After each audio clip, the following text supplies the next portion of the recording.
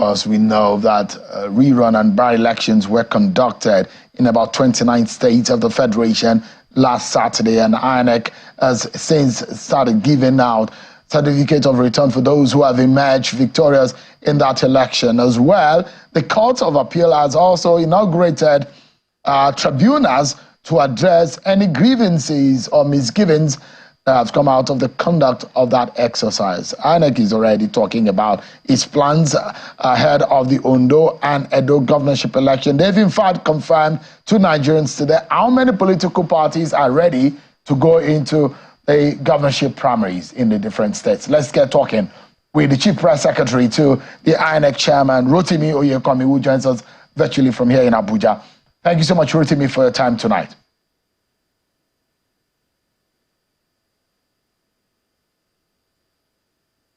Rotimi, it seems you muted your device. Can you unmute, please? I hope you can hear me now. Good evening. Oh, good. Loud and clear. Good evening. Good to see you, Mr. Oyekomi. Right. Let's get started. Right. First and foremost, the latest coming out from INEC in respect of Edo governorship election. What can you tell us? Well, you know, we released the timetable and schedule of our activities, and this press statement that we issued today is to talk about the conduct of primaries. And political parties are expected to inform the commission, give the notice about their intended primaries. And there was a deadline given to them, and they have now done so. And the commission has issued a statement to say that 16 political parties have indicated interest and given us the dates and venues of where the primaries will hold. And we try to remind them of the rules and regulations that because the election will take place in Edo State, the primaries should also take place in Edo State. And then we urge them to avoid the rancorous primaries and to follow their own rules. Because if they don't follow their own rules, and these are things that will lead to litigations and problems for the political party and by extension the commission. Okay, so are there specific dates that are being apportioned for these primaries, specifically in Edo? Because Edo, it looks that you paid more attention to the governorship primaries in Edo. Yeah, there are some specific dates.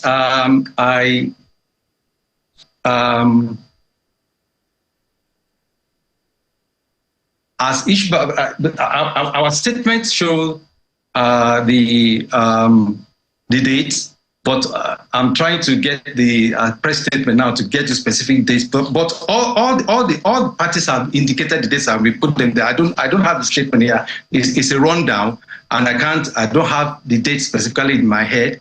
But the press statement gives all the information about those dates, and it is to remind the political parties to ensure that they comply with what they have given to the commission. Okay. From what you released in your statement, you said 16 political parties have notified the commission of their intention to participate in that election. That is standard right now. I know other political parties, the window is now shut. Any political parties outside of the 16 can no longer be parties in it. Well, we have a deadline. So as at the deadline, the 16 political parties have given us their notices, and we recognize that. And now I don't think any political party can give any other notice past the deadline, because of course in the timetable and schedule of activities that we issued, the timelines are there, and political parties are expected to comply with the timelines. You said the conduct of the primaries in Edo should happen between the 1st and 24th of February. That's according to the statement that the commission released today. And you went further to state to them the laws guiding the conduct of the primaries within the state in line with Section 84(4) and Section 5 of the Electoral Act. There are three kinds of conduct that the electoral law has indicated or recognized That is the direct, the indirect, and the consensus. Is that right? That's right. And every primary must be witnessed and monitored by INEC. Is that right? Yes, of course. So give us an understanding of what is going on in some political parties. Some political parties are having leadership issues. And we do know that in state governorship primaries, it is the national body of the parties that conduct these primaries. As INEC, what can you tell us what INEC has arrived at in terms of these leadership issues and those whom you have recognized in some of these political parties that are having crises? Well, I'm not sure there are many political parties with leadership crises. Like you said, we deal with the national body of political parties. And for us, it is better for political parties to amicably resolve their internal issues. INEC is not expected to intervene. Although if they ask us to intervene, we have an alternative dispute resolution unit that can help them with whatever issues that they have. But as you know, some of them might decide to go to court. And when they do that, INEC cannot interfere. But of course, this is the beginning of it. If there are issues, it is expected that the political parties will resolve their internal issues. INEC does not interfere in that. For us, as contained in our press statement, we will advise them to please follow their own rules, resolve whatever differences there are, and make sure that they present a united front. So we expect them to produce their candidates from the primaries, which we are going to witness, and most especially to follow their own rules and allow things to run smoothly. So give us an understanding of what we need to know in respect to Ondo. Is there any information in respect to Ondo governorship election? Not yet. I'm sure the commission will come up with something as soon as possible, but we are dealing with Edo now. Ondo will happen later. All right. Let's talk about the outcome of the by-elections in about 29 states. That's where most of these by-elections and court-ordered rerun elections happened. There are those that are not concluded, just about a few of them, a handful of some of these elections. What has INEC decided over those ones that are not concluded? Well, again, we issued a press statement today that the places where elections could not hold, either due to violence, we cancelled or postponed, or because of the election was inconclusive. In Taraba, for instance, it was inconclusive. In Kano and other places, there was violence, and in Enugu, and we had to cancel the election. It will hold on the 14th of February, and we have issued a statement today to notify the political parties and to implore them to ensure that they allow peace to reign and contain their supporters and their members, not to ruffle the feathers, because we need a peaceful environment for election to hold. So the supplementary election will now hold on 14 February, and the political parties have been notified, and hopefully we will conclude all of that by that time. That's on Valentine's Day that you are hoping to conduct election. Is there any specific reason why INEC wanted to conduct election during the week? You conduct elections on Saturdays. No, there is no special reason except for the fact that we have a timeline, and of course, you also have to consider the legal implications. At the time we were making the decision, we didn't know it was going to fall on Valentine's Day anyway. And I'm not even sure politicians recognize Valentine's Day. When it comes to election, they just want to get on with it and just conclude it. Well, give us an understanding of some of these highly disputed elections in some of the states coming out of Saturday election. Those allegations made in Enugu, in Ebonyi. What is the position of the commission in this respect? Well, it depends. Which one specifically, and which allegations are you referring to? In Enugu, there are issues related to allegations of manipulation of the process, which led to the incident. That INEC reacted to it and took a decision. How has INEC dealt with that situation? Well, you know, when that happened, we, of course, canceled the election, and we are going back to, conduct the election now. There were allegations which could not be proved. For instance, we saw something on social media that some of our staff were involved in one or two things, and we issued a statement to say that our staff, the person that was circulated on social media, is not a staff of the Guardian, is not the staff of the Commission, and of course we took the right decision that we normally take in such instances, to suspend the election, and then we are going back to conduct it.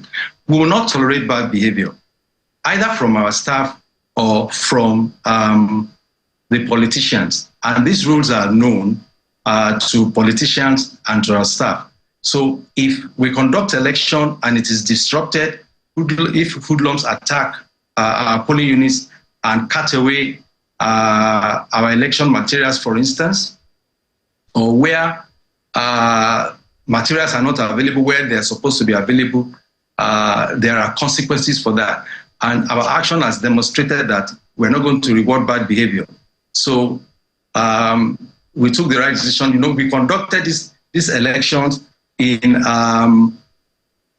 48 constituencies, and we declared in 45 constituencies. So we are going back to these other 3 constituencies to complete the process.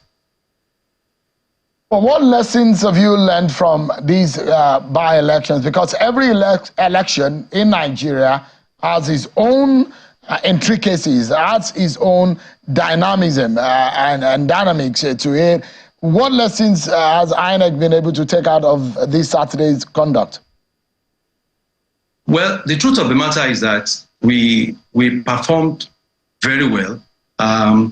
All the plans that we made, we were able to carry them out successfully. We trained our ad hoc staff, and of course, our returning officers performed very well. Our bimodal voter accreditation system performed well. We didn't have any complaints except in 1 or 2 places. And the INEC result viewing portal was also excellent. As I speak, if you go to the IREP portal, you will see all the results there. And the security agencies did very, very well. The assurances we got from the National Security Advisor, the Inspector General of Police, that they will ensure that the environment is conducive for voters to exercise their will. Like the promise was fulfilled. But in places, of course, and that's for us a surprise that in this day and age, you still have people who feel that they can send thugs to invade our polling unit and attempt to snatch ballot boxes, which of course will not give them any advantage. Is something that we need to interrogate and continue to talk about in our elections among stakeholders. We need to deal with all these issues. But for us, I think looking at the overall activities that took place, everything went well. Where there are issues, it wasn't because INEC was not ready to conduct the election. It was because there was interference. And of course, the lessons learned will also be applied in future elections because, for us, no 2 elections are the same. Whether it's a by-election, a rerun election, end of tenure election, or the big general election, you find that, yes, you will have similarities, but there will be distinct things that will be different from the last one. And we continue to improve on our activities. Logistics was good. We opened the polling unit well ahead of time. In many places, by 8:30, many of the polling units had opened. They were waiting for the voters to start the accreditation process. So the reports we got, in percentage terms, I think this election went well, and we are satisfied. Yeah, I mean, there are reports of INEC officials getting on the field early enough, polls opening early enough, but there are accusations, for example, in Ebonyi election, there are accusations coming from a political party that, specifically coming from the PDP now, and INEC undermined the participation of the PDP. The issues of vote buying crept up again. A minimum of about 1,500 naira have been seen being distributed to voters. But one thing that is perturbing is the case of pre-filling of election results. And this is becoming a very critical and worrying scenario plaguing our election, which played out largely also in the last election, governorship election that we saw a few months ago, last year. Let me say this to you. INEC will not tolerate bad behavior either from our staff or from politicians. The issue of pre-filled result sheets, where there is evidence that happened, and we thoroughly investigate and we find any of our staff culpable, there is a code of conduct in the commission, and all staff members are aware of that. If you cross the red line and you attempt to sabotage the process and you try to influence the election to favor a particular party or candidate, there are consequences for it. So we assure Nigerians, and when these things happen, you have to thoroughly investigate what took place. And for us, we will investigate, and when we have all the answers, we will then come out to the public to say that this is what we have discovered, and this is the action that we are going to take. It's not the first time that INEC is doing that, but you cannot take an isolated case in the place you have talked about to now, rubbish the entire process of all the rerun and by-elections. I think that it's just an isolated case that people complain. Like I said, we made declaration in 45 out of 48 constituencies. And if you want to rate that, that's distinction by any standard. But again, we are looking forward to a situation where all these hiccups, all these challenges that come up during the election will no longer come up. We won't have people trying yeah. have violence instead on our polling units. What will worry the mind of anyone is when there are pre-filled election results, it then means that some people are now able to have access to the ballot papers or to the election results sheets prior to when it's been brought to the field, to the polling unit. And that is, you saw a lot of video in the last 3 governorship elections that were conducted where people came out with evidence of pre-filled election results, which also came up here in the by-elections and the rerun elections conducted. There are allegations of such in Enugu, there are allegations of such in Jos, there are allegations of that in Ebonyi.